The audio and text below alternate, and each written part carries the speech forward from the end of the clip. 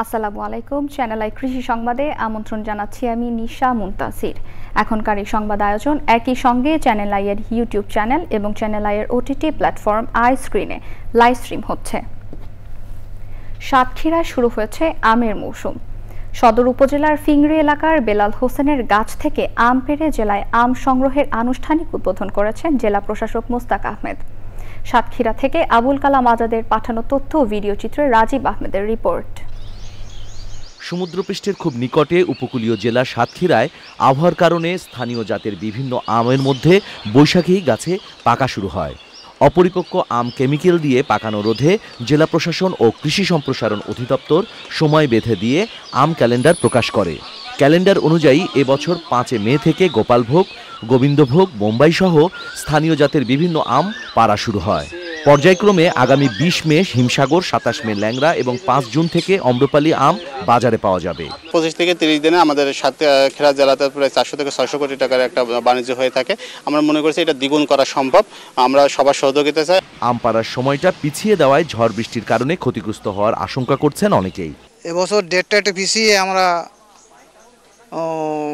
আমাদের আমটা ক্ষতিগ্রস্ত হবে কিনা বলতে পারছি না, কারণ ঝড় সময় তো, তাই যদি ডেটটা একটু আগে আসতো তাহলে আরও ভালো হতো।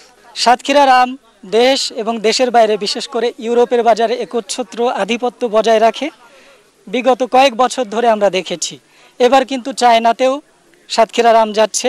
সাতক্ষীরার হিমসাগর আম বিশ্বের বিভিন্ন দেশে রপ্তানি হচ্ছে। হিমসাগর আম সাতক্ষীরা তথা বাংলাদেশের অনন্য আম, যেটা সারা পৃথিবীতে রপ্তানি হয়।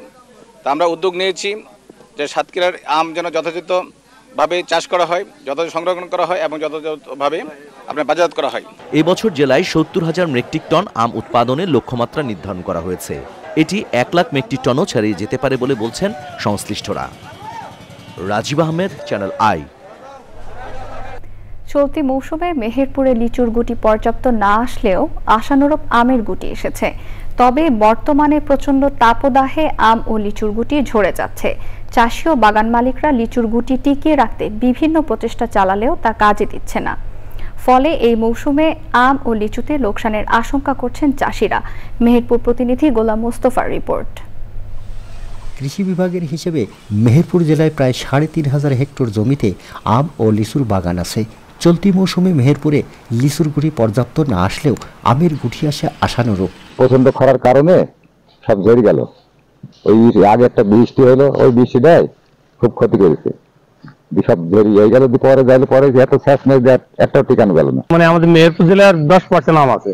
আম তাপমাত্রা কেটে গেছে, লিচু আপনার 50% কেটে গেছে। তবে বর্তমানে প্রচন্ড তাপদাহে আম ও লিচুর গুটি ঝরে যাচ্ছে বলে জানান চাষি। জিনিস হইলো তাপমাত্রা জেগে লিচু পড়ে যাইছি, সেচ দিয়ে ঠান্ডা যাইছে না, যা এসেলো মেঘাটা পানি হইলে খরান অতিরিক্ত তাপের জন্য সব কেটে গেল। আম একই অবস্থা। আম লিচুর গুটি ঝরা সহ রোগবালাই প্রতিরোধে মাঠ পর্যায়ে চাষিদের বিভিন্ন পরামর্শ দিচ্ছে কৃষি বিভাগ। আমাদের চাষিদের এই ক্ষেত্রে আমরা গুটি না ঝরার জন্য যে পরামর্শ দিচ্ছি যে পানি ধরে রাখতে হবে, হয় রিং পদ্ধতিতে, অথবা তারা যদি ফ্ল্যাট সেচ দেয় তাহলে বর্ডার, মাঠের চারিদিকে বর্ডার করে সেচ দিলে আমাদের পানি থাকলে তাদের ন্যাচারাল কোনো ঝড় বৃষ্টি যদি ঝরে যায় সেটা আলাদা হবে, কিন্তু প্রাকৃতিকভাবে ফল ঝরাটা তারা রক্ষা পাবে। আম ও লিচুর ফলন ৩০ থেকে ৩২ ডিগ্রি সেলসিয়াস তাপমাত্রায় সহনীয়, কিন্তু মেহেরপুর এলাকায় তাপমাত্রা ৩৫ থেকে ৩৮ ডিগ্রি ওঠানামা করছে। তাই স্বাভাবিকভাবে কিছু গুটি ঝরে যাচ্ছে আর কিছু গুটি ফেটে যাচ্ছে।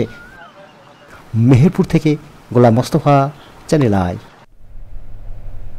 চাঁদপুরের ভাটিয়ালপুর মৎস্য আড়ত থেকে টোল আদায় বন্ধের দাবিতে মানববন্ধন ও বিক্ষোভ মিছিল করেছে মৎস্য ব্যবসায়ী ও আড়তদাররা।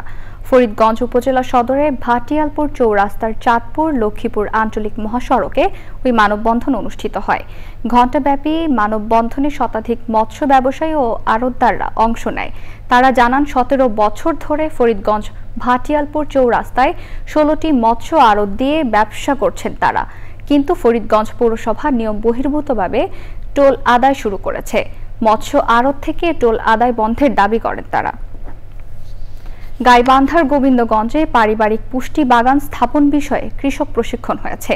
2024-25 অর্থ বছরে অনাবাদি পতিত জমি ও বসতবাড়ির আঙিনায় পারিবারিক পুষ্টি বাগান স্থাপন প্রকল্পের আওতায় এ প্রশিক্ষণ অনুষ্ঠিত হয়।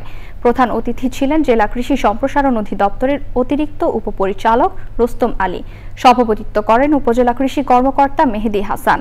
প্রশিক্ষণ প্রদান করেন উপজেলা কৃষি সম্প্রসারণ অফিসার আজিজা আক্তার শেবু। প্রশিক্ষণে উপজেলার বিভিন্ন ইউনিয়ন ও পৌরসভার 30 জন কৃষক কৃষানী অংশ নেয়। দর্শক, চ্যানেল আই কৃষি সংবাদের আজকের আয়োজন এই পর্যন্তই। পরবর্তী সংবাদ আয়োজনে আমন্ত্রণ জানিয়ে শেষ করছি। ধন্যবাদ সবাইকে।